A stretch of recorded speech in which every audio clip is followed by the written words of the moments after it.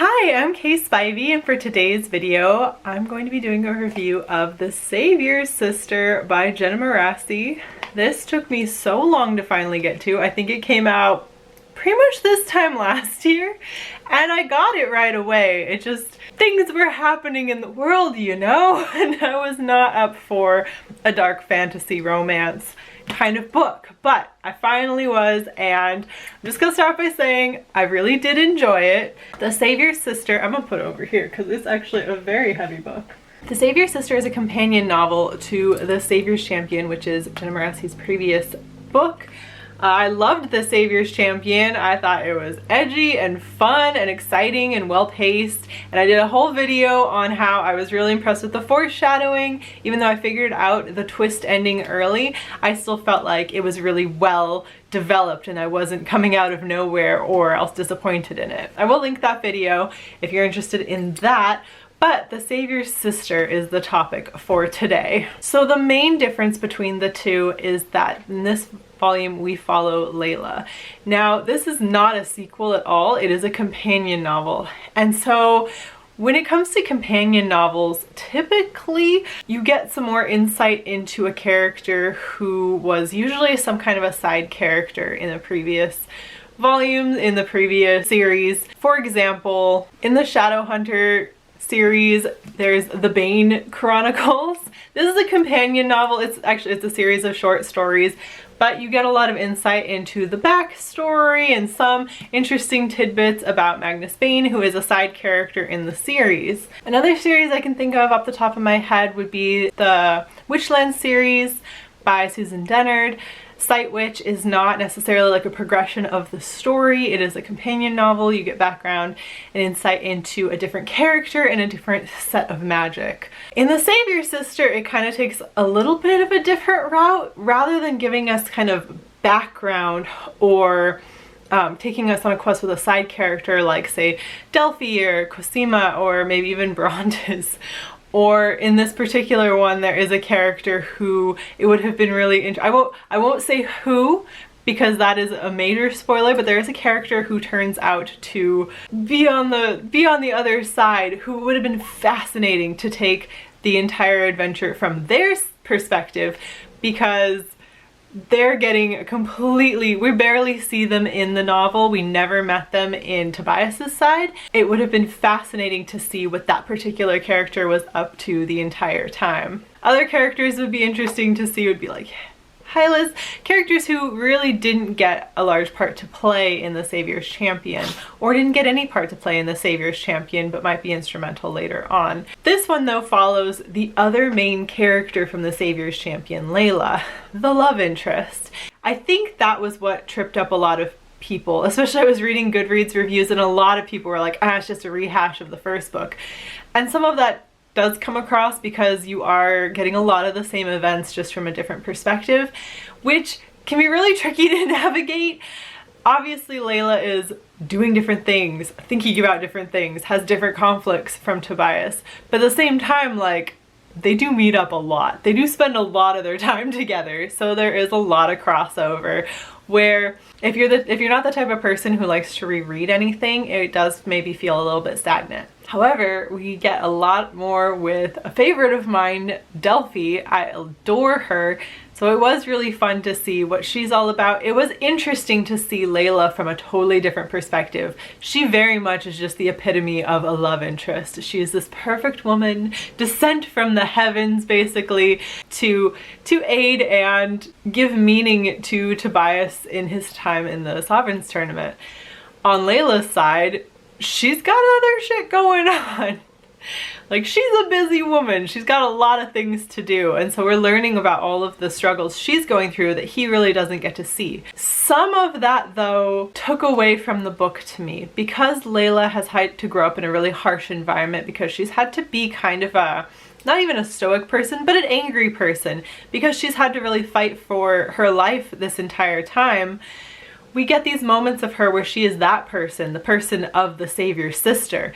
And sometimes we switch back to the character from The Savior's Champion, the Layla that Tobias knows, and every now and then it was jarring. Every now and then there would have been something like a murder, that just happened, or a near murder that just happened, and we'd swap over to lovey-doveyness. And it worked so well in The Savior's Champion, where Tobias would come out of the tournaments, life is over, oh, there's Layla. And so it worked with his character very well, and it worked with his sort of hopelessness, whereas Layla's juggling a million things and currently in motion with a plan, and she's like, oh wait, but there's Tobias, we should smooch. And it was like, it didn't work every time.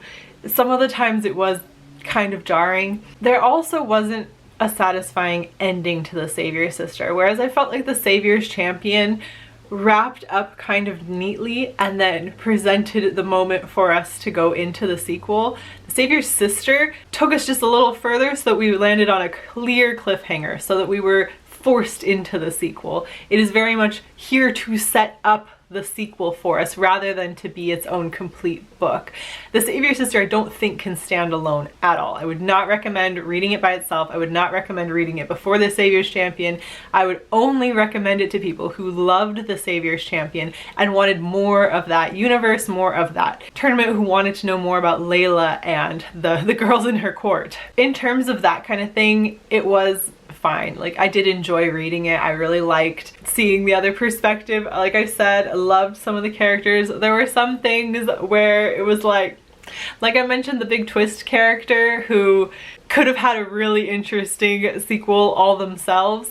Well, by the time it got to the big reveal for who that was, it was like, well, it's one of two people. Like, it's either this person or that person. I will be equally not that shocked for either one. And I was right, it was one of two. Like, it comes early, which I think Jenna does a good job with foreshadowing, in that you're set up to be like, ah yes, I could have seen that coming. That's a good thing.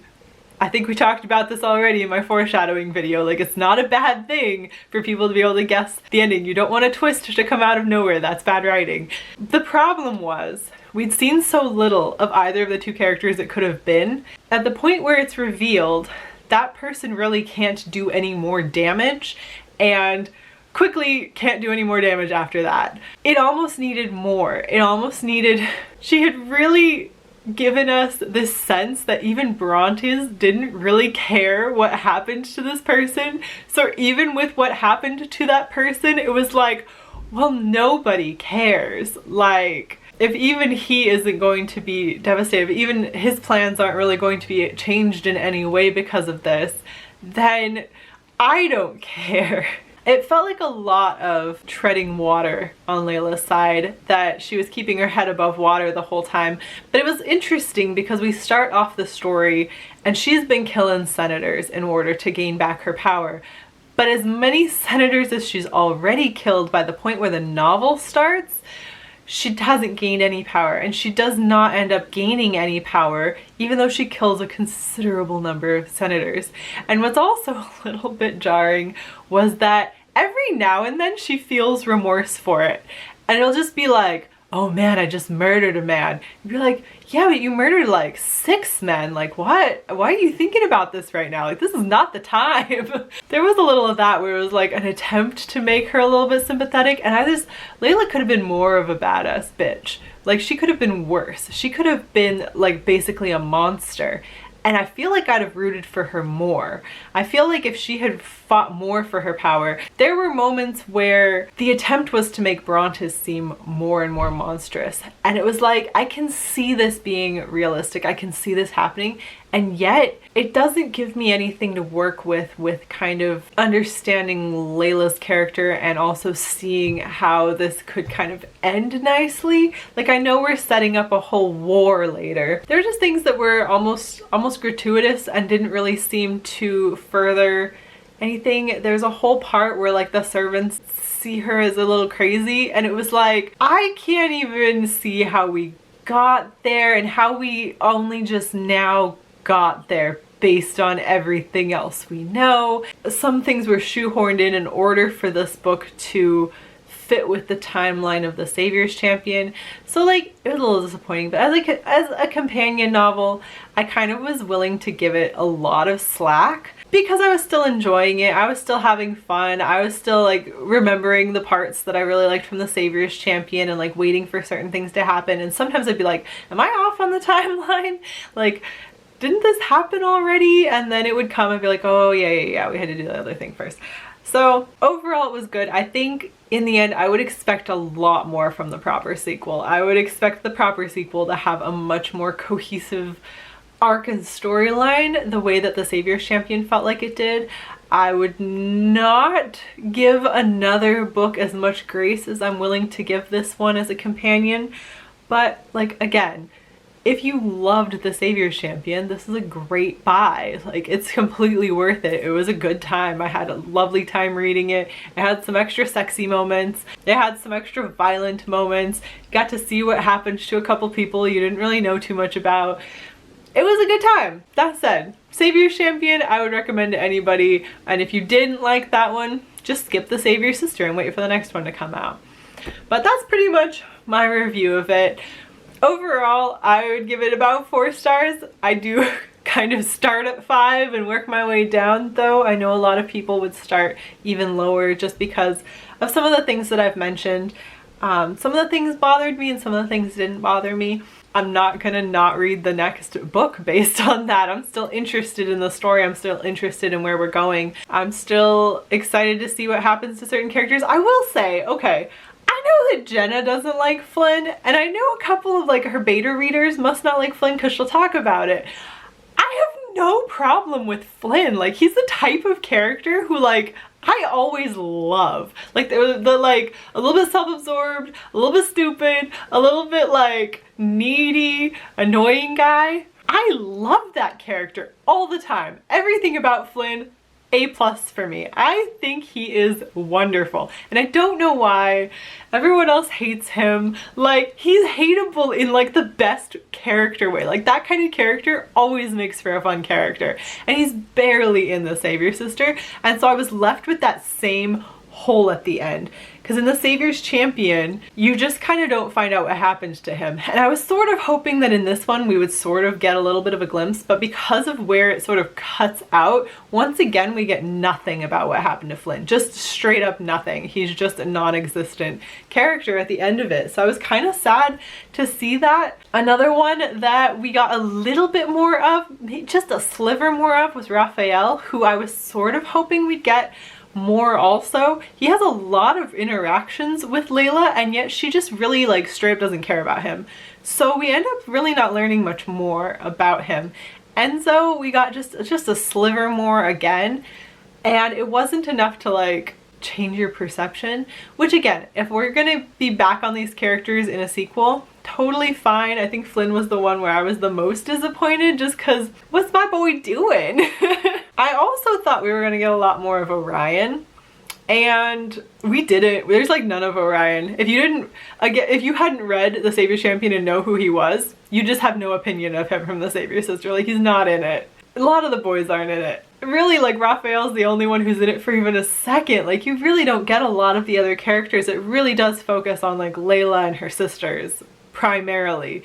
And I guess some of the senators, it turned out I didn't care much about any of them, and like, I don't know. Those are my thoughts. Let me know what you think. Did you read The Savior's Sister? Have you read The Savior's Champion? And what did you like it? Like, I liked them both. I had a great time reading The Savior's Sister. Let me just say that one more time. Like, I did like it. It wasn't my favorite. It wasn't as well written, I didn't think, as The Savior's Champion. So looking forward to the next one, which I believe is The Savior's Army. I think it's the actual title. I think it's been announced. So yeah, that's all from me. Be sure to follow me on Twitter at Kaye Spivey and check out my website, katespivey.wordpress.com. And good luck to you. Good luck to all of us. And I will talk to you again soon. Bye!